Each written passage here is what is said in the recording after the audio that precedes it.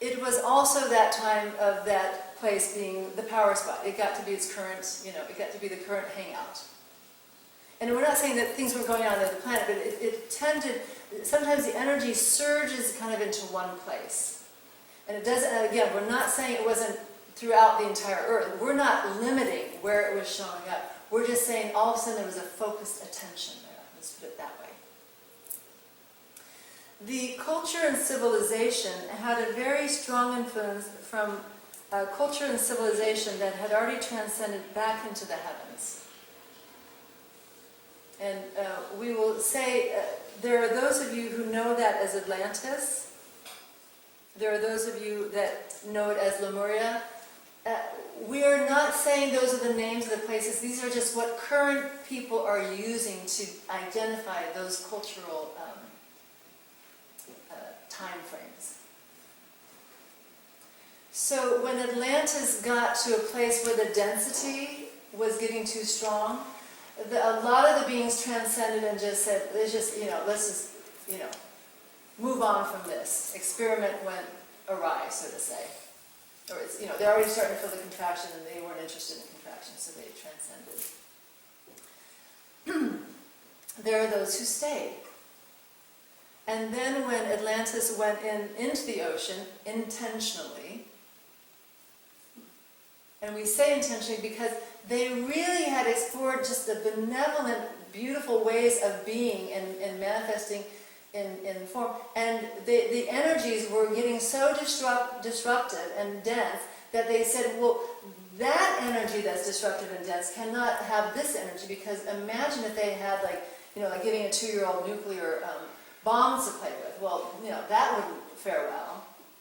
So being that these conscious beings worked with the conscious earth and said, okay, time to plant that into the oceans as a seed for another time, like around this time, where actually the manifestation of it can happen, and it may be able to manifest without it being destructed or overtaken or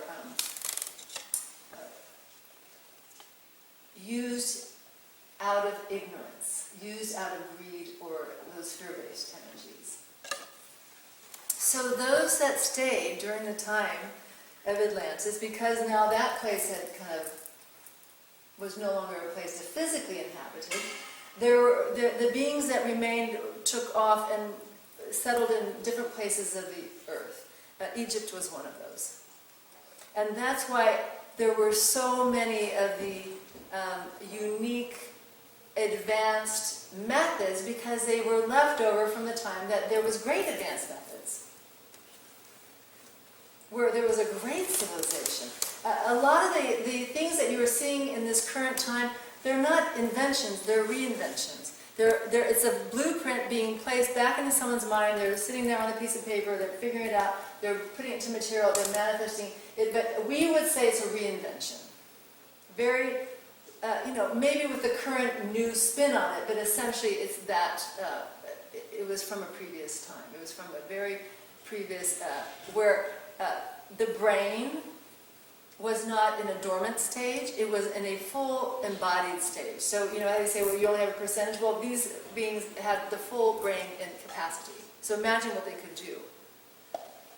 So, with Egypt, and you ask this question because you know that you were one of those beings there. With Egypt, there was the attempt to bring to salvage that pure essence and see that it didn't get in the hands of, we're just going to say, the confused energy, because that's really, if you boil it down, that's what it was. It was an energy that went from clarity to confusion. So there was an attempt. And it was a good effort, but that's all it was an attempt. And sure enough, a lot of the practices started going back to greed, competitive, confusion. And that's why they're in ruins also. That's why it's just now a museum. That's why Delphi's a museum. That's why the Mayans, they just left. It's like, okay, we're out of here. We don't even need to leave scraps or anything down. We're just gone. the beings that were here, that had the full brain capacity, to see that these bodies are transcendent. At that time, like Christ, we don't need to have a new body to be born into. We'll just take these with us. That's what the full capability of manifestation can allow. But that has not been done on the planet for some time now. There are beings that do, but fewer. And fewer only because the confusion and the density just kind of get darker and darker. You know, would they say the Dark Ages? Yes, that was experienced. But now that they're saying the new, and what we established earlier is the renew age, whether you call it the age of Aquarius, the age of, we'll call it the age of you being the light beings that you are. The light age, the transcendent age, the age of remembrance, the age that mankind chose to end the suffering on the planet once and for all. Yes, that is the age that you beings, with your earnest heart to assist mankind, have come here to establish. What would this earth be like if there was no suffering? Let's make a concerted effort to find out. Make at least, minimally, a concerted effort to have that be your life expression. What would my life be without suffering? What would my life be if I was in a continual state of peace and bliss? And that everywhere I went, I shared my peace and bliss with a humanity that is crying out so loud from their wails of suffering that beings like ourselves have come from great places in the galaxies to come forth at this time to assist mankind in the change, in the shift from suffering to peace, from darkness to light, from confusion to clarity, from stupidity and ignorance to wisdom and brilliance. For you to recognize when you look in the mirror, you don't look and stare and judge your being, your body. You see yourself as light that has the privilege to take on a temporary physical form to enjoy the senses of being on a planet that is beautiful. Regardless of how man has come and raped its resources, it still is beautiful. You take down a tree, a new one grows. You pick a flower, a new one grows. You level out a mountain. I mean, who put it in man's mind to level out mountains? They're doing it. But how many more mountains are on this planet for all of you to enjoy? Go pick one. Go climb one. Go pick the ones in your backyard. Enjoy them. Enjoy them. Enjoy the beings all around you. Enjoy them. Enjoy. Enjoy your life. It's like, God, rest in peace. You rest in peace. You surrender to peace.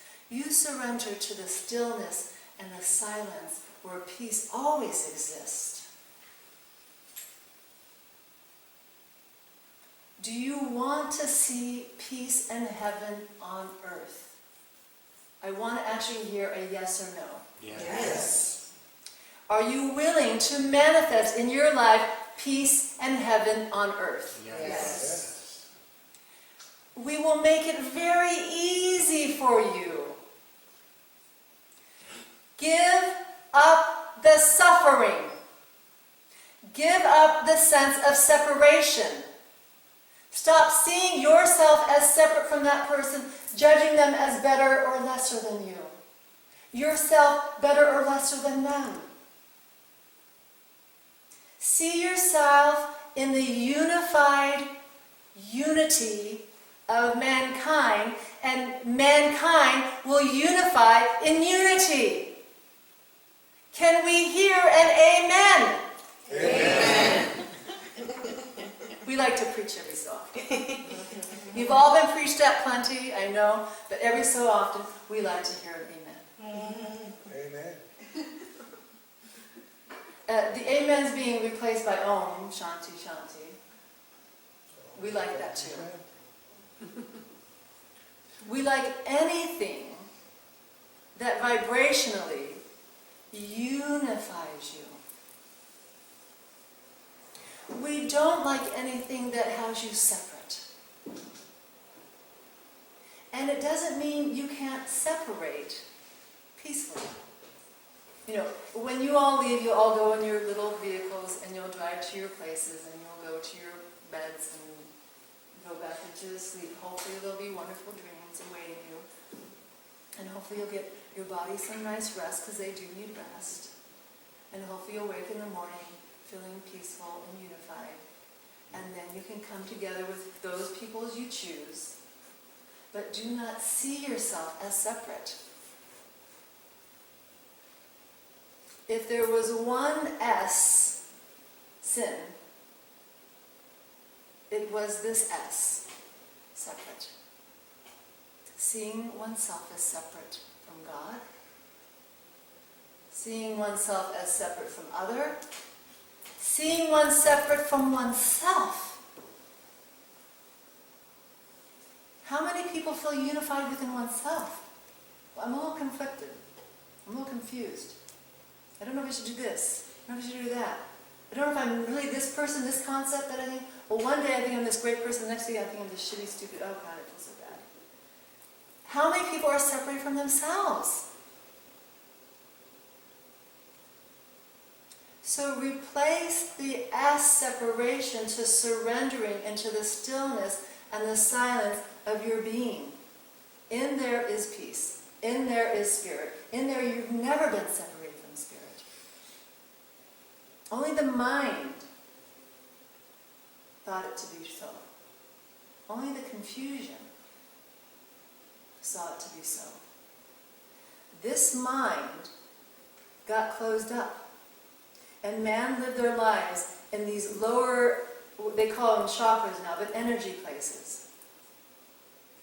They were confused and they were closed off from spirit and even from themselves. And they thought I was this body. And all I need to do is eat. All I need to do is have sex and propagate. And all I need to do in my power is survive. Well, when you're only in these three chakras, that's kind of where you hang out. But when you expand out to your heart, all of a sudden, whew, I feel really kind of expanding because I'm loving and I'm feeling love and it's expansive. And then I can speak this out, I can sing it out, I can voice this. Om, Shanti, Shanti. And now my mind is actually in remembrance, and it's now in an expanded state, and it's not in the fear state, which is very contracted. And now my crown is actually, it's already reaching to the heavens, that's why I walk erect. And now I can communicate with all beings. All that is, all the time. And it doesn't mean we have like 7 billion voices going off at once, that'd be too confusing. But I can at least have access to that which I want to have access to. But I have access to the truth of my being, which is I am divine. And maybe these brain cells will start activating, and I use more of the brain thing, which allows my consciousness to expand. The parts of your brain that you're not using, and it's in a dormant or a sedated state, is the part that, if it expands, will start remembering your grace, your beauty, your divinity, your power, that doesn't need a power over or be below. It's just power. It's a force, life force.